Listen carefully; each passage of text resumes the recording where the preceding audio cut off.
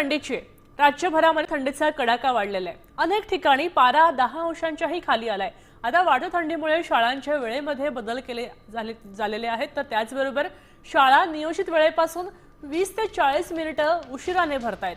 त्याचबरोबर विद्यार्थ्यांच्या आरोग्याच्या दृष्टीने सुद्धा वेळेतला हा बदल केला गेल्याचे कळतंय। पालकांनीही त्याला सकारात्मक प्रतिसाद दिल्याचे कळतंय। दरम्यान हवामान विभागाने पुढचे काही दिवस सरकारच्या वेळेमध्ये थंडीचा कडाका कायम राहायची शक्यता वर्तवली आहे। तेव्हा परिस्थिती आणखी बदलल्यास शाळांच्या वेळेत पुन्हा बदल होऊ शकतो असंही सांगितलं जातंय। पुण्यात गेले काही दिवसापासून थंडीचा कडाका वाढला आहे आणि त्यामुळे खरं तर पुण्यातील मध्य भागात आणि पुणे शहरातील काही शाळांनी शाळेच्या वेळामध्ये बदल करण्याचा निर्णय घेतलाय।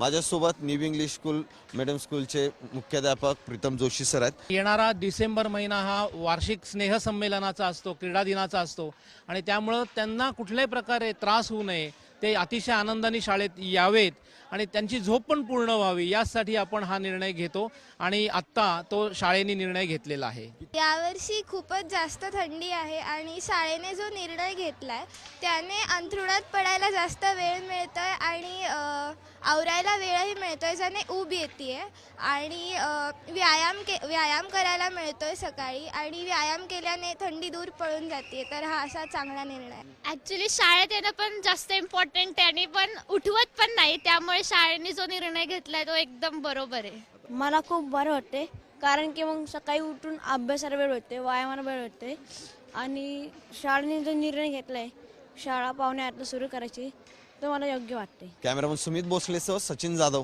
साम टीव्ही न्यूज, पुणे। आपण पाहतोय राज्यभरामध्ये थंडी चांगलीच वाढली आहे, त्यामुळे सकाळच्या शाळा ज्या आहेत त्यांच्या वेळेमध्ये बदल केलेले आहेत।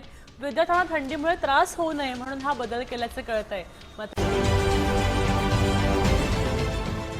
देश विदेशातील प्रत्येक घडामोडींचे लाईव्ह अपडेट मिळवण्यासाठी आता साम टीव्हीच्या सर्व सोशल मीडिया प्लॅटफॉर्मला लाईक, फॉलो आणि सबस्क्राईब करा।